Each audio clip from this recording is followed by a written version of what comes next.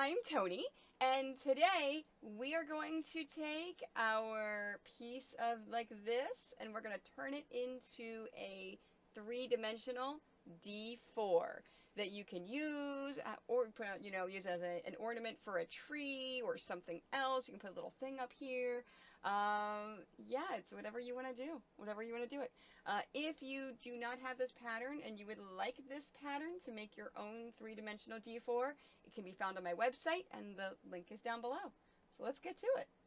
Now, whenever it's time to then assemble this together, all we're doing is we're taking this and folding it up like this one. This is the easiest one of all of the dice that I have because it's a D4, right?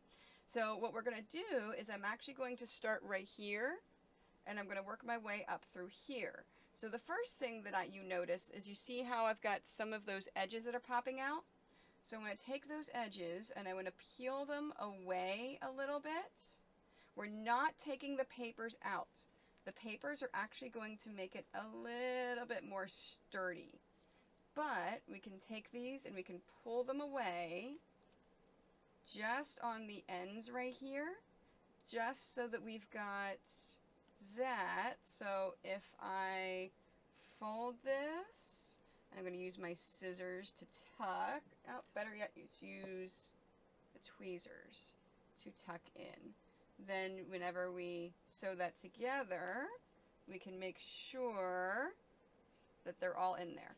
So what I want to do is I have my needle and my thread, and I'm going to start it from the inside. So I'm actually going to start at the very corner on the inside because I don't want my tail to show. So it's in just like that. And then now what I'm going to do is sew it together on the outside. So just like the directions say, you will see these stitches. So you're coming in from the outside right here. I'm making sure I don't get that flippy flappy. Remember, flippy flappies are technical terms in there. So we're going to get that started. There we go. And just like that. And then the next one, and this is all I am doing all the way up. Now, whenever you're doing this, it is a good idea to match your thread color to the color of your fabric. And the reason for that, you're seeing these stitches. Now, at this point, I want to take and hold that there, and then just move all the way up. Now, it's okay as you're doing this to pinch this to make it easier to sew, because we are going to be filling this with polyfill. Oops, I got the end there. There you are. And then you can see, there's my edge. So you tuck all that in, just like that. Okay? So then we're just going to take this and we're going to sew this all the way up on the outside. Now, I had someone one time ask me, can they just sew this first one on the inside? Sure, and then flip the whole thing around? You absolutely can do that. The only issue with that is that you're going to have one side that you can't see the stitches on. So we can just take this and go all the way up. Now, when you get to the top, you're going to have the same issue whenever you've got those flippy flappies. So it's up to you if you want to prepare these flippy flappies ahead of time, or if you want to wait until you get to this part. But if you start to pull them away a little bit, see how it lines up a little bit better now that I've pulled them away. Something else you can do to help is you can take a clip and grab those flippy flappies on the inside, just like that. And see, that'll help as you're doing this. Now, it's very easy to lose this clip as you're doing it, so it takes a bit of a practice, but going from one side to the other, you just want to make sure whenever you are sewing, that you're not sewing through the flippy flappies, that you're going around those flippy flappies. And then when you squeeze it closed, it will hide them. Just like that. And I can pull that away because I got to the hardest part already. Now, it's just about a maneuvering when you get to the very edge. There we go. We've got this. Now, if you have stumbled upon this video and you have not English paper pieced for the very first time, I suggest English paper piecing, a simple project, before you do any three-dimensional projects. I have put a tutorial down below on how to English paper piece. And I do have a pattern, which is a small D20, which includes the templates for papers and fabrics. That is a great learned English paper piece pattern. I've got that pattern also linked down below. Now when you get to the top, you of course want to knot this to hold it in. Then I'm going to go down one of the sides. There we are. And you see how that closes that in. And that is now all I'm going to do at the top. And then now I'm just going to work my way. I like to work left to right preferably, so I turned it around. So now I'm just going to whip stitch on the outside just like I did coming up all the way down. And when I get to the bottom, I'll do the same thing. In fact, you know what, let me pull away those flippy flappies right now before I get too close to it. There we are. And then you can tuck that in there and make sure that you put the stitches over top of it. Just like that. Alright, so I'm going to finish this and I will come back and I will show you what to do with this last open area here.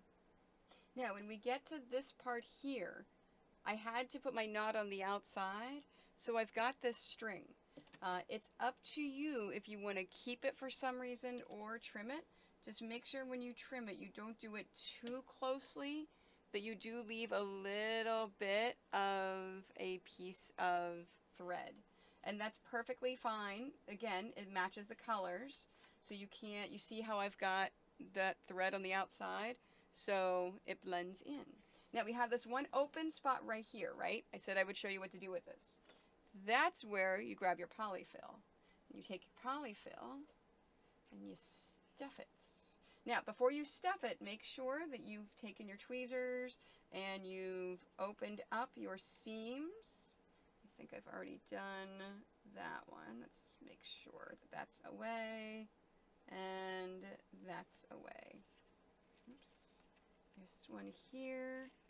Let me go ahead and pull that seam. There we go. All right, so now I'm going to stuff this with some polyfill. Just enough to let it give it some definition. Like that is plenty of polyfill. Just enough so you see how it likes to pop out.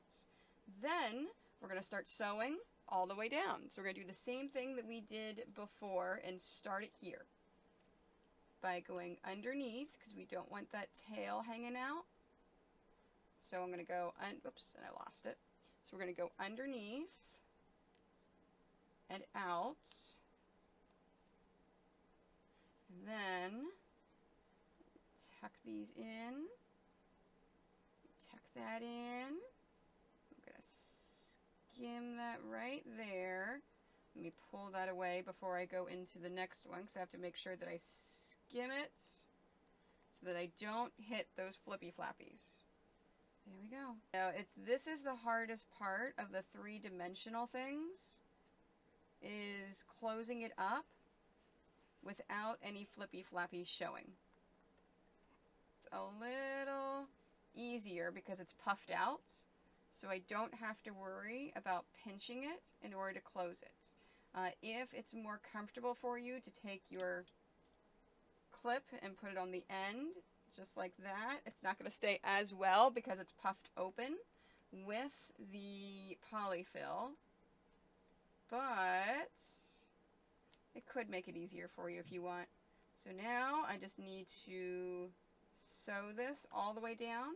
When I get to the end, I'm going to again seal that off on the end. Now there is a way, if you are familiar with hand sewing, to hide your end stitches in there, but of course we all know that I try to make videos for those that are just getting started, so that's why I'm showing you this method of leaving it showing on the end.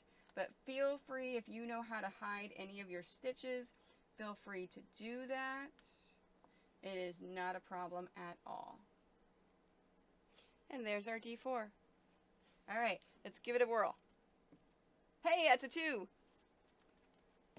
Nope, another 2. Hold on. Let me... Oh no!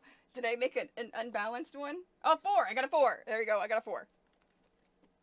And a 3! Yay! We know it's unbalanced. We know it's balanced if it's landing on a couple of different ones. And that's a dimensional D4. Thank you so much for watching. Don't forget to like this video, follow my YouTube, X, Facebook, Instagram, my Quite Nerdy Quilters Facebook group, and don't forget I stream live on Twitch. I post my schedules on Mondays so you can figure out if I'm streaming live or if I'm coming into an area near you to teach or something, or a convention or something. All of that can also be found on my social media and on my website. So thank you. Happy sewing.